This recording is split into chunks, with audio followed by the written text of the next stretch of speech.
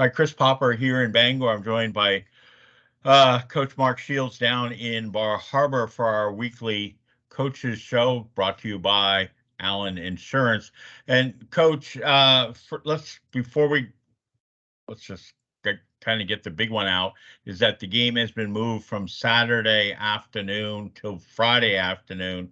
We'll have the game right here on WDEA on radio, as well as then on the internet and our app and on any Alexa device, because obviously it's going to be hard for people to get down to Camden Hills or to Rockland on Friday afternoon at 3 o'clock during the workday. Right. So for starters, I guess I didn't realize, but I have my LS Robinson shirt on. You need to like cross it out and put Allen Insurance there, right? Same people. It's the same company. So yes, give a plug to them.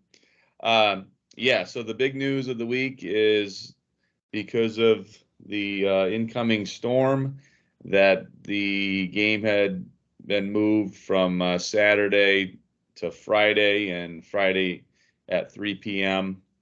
I met with Mr. Dow yesterday, this being Thursday, that being Wednesday morning, and he had been talking with the athletic director, Jeff Hart, down to Camden Hills High School and trying to come up with a game plan, because obviously Saturday was going to be a no-go. We'll all be hibernating in our homes and hoping we don't lose our power. Right. So the original plan was, I had heard, I think Tuesday night as I got on the practice field, maybe they were going to have the game at 4 o'clock on Friday. And then when I saw Mr. Dow yesterday morning, he said, well, that's not going to work because of officials. So maybe 3 o'clock Friday or maybe Thursday, which then I sort of panicked a little bit because of preparation for the game. I mean, Right. We'd work if we had to, for sure. And we made it work. I had forgotten we'd played Gray New Gloucester last year on a Thursday night. But I think we had a little more time to prepare. My biggest concern with Thursday was, as I'm sitting in Mr. Dow's office yesterday morning, was we hadn't practiced any defense yet. Because what our approach to a Saturday week, which we thought this was, is Monday we're weight room and film and JV game. Tuesday was going to be all day offense. Wednesday was all day defense. And then Thursday is offense and defense. And then Friday, your pregame. A Friday week, we do both offense and defense Tuesday and Wednesday, and the pregame Thursday. So at that point, we hadn't practiced any defense. So I was a little worried that we'd only have one day for defense and then we'd have to play a game. But fortunately, it got moved to Friday, so we should be fine. Well, you touched on that. Let's go back to last week and briefly against the Gray New Gloucester Patriots. A great game, and I neglected to ask about the week before, but did you award a game ball for last Friday night's game? So after Mountain Valley, I awarded 2 game balls, 2 very deserving kids, Spencer Lorendo and Jacob Shields, received the game ball for that game. And then after Gray New Gloucester, Mason Rose received the game ball. Mason's a junior. The coaches talked about it. We lost our center, maybe end of the first quarter, second quarter. James Downey ended up getting injured, and he couldn't finish the game. So Mason had to step in and play center, which is not easy. No. In any offense, but especially when you're running a shotgun spread type offense where you're asking that kid to snap the ball and get on his block. And Mason worked hard, working behind James since preseason started, and he took that seriously. And when we needed him, he was there for us. And the whole team just, we felt like Mason was a big reason we won that football game, because he did that hard work leading up to that game.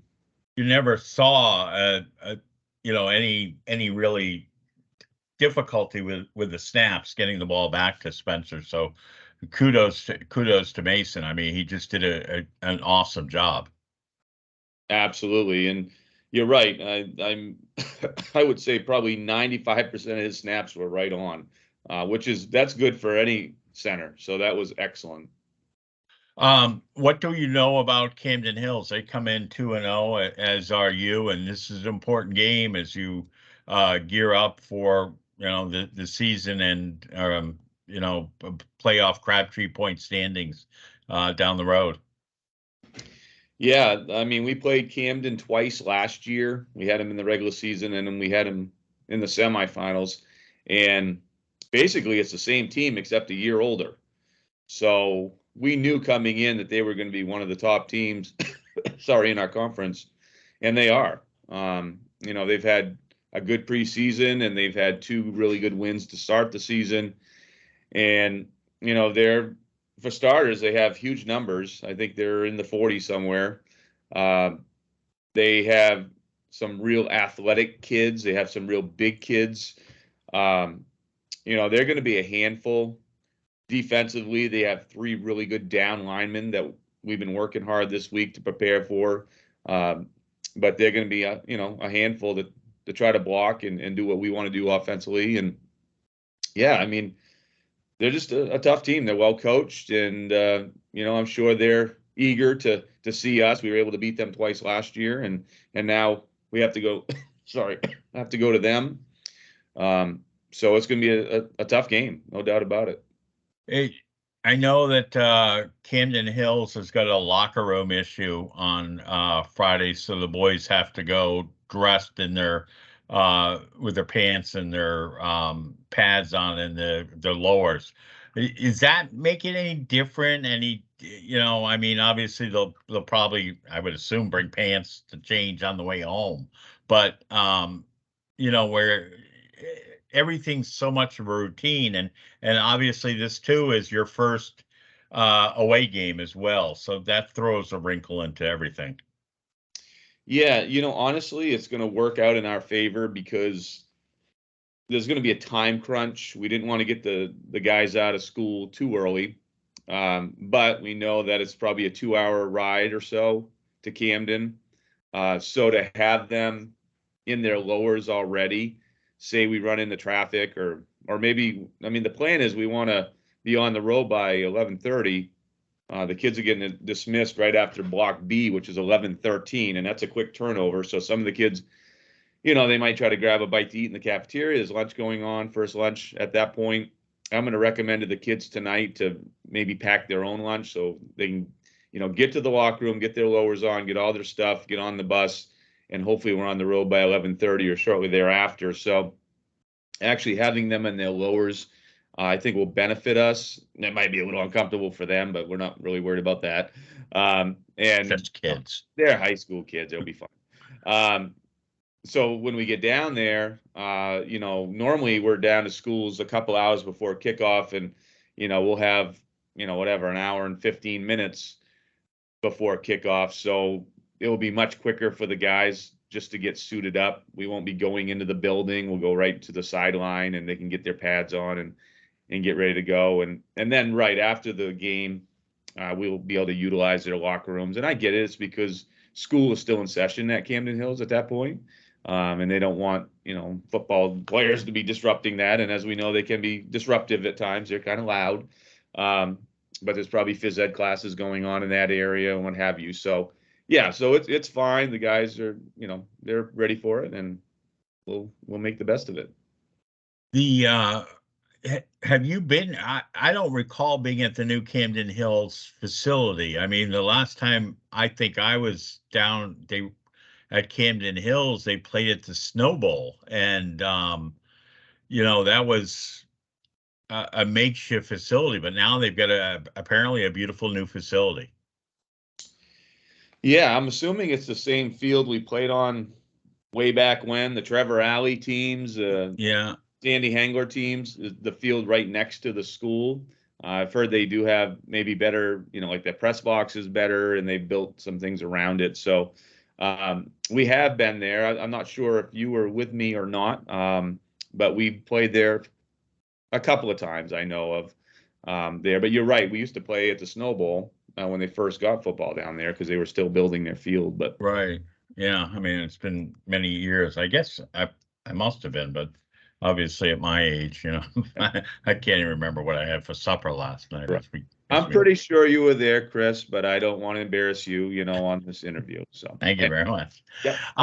What I'll be thank you. We know that the field is in all likelihood going to be wet. MDI's done a very good job in terms of winning the turnover battle. Obviously, on a wet field, the turnovers become really key.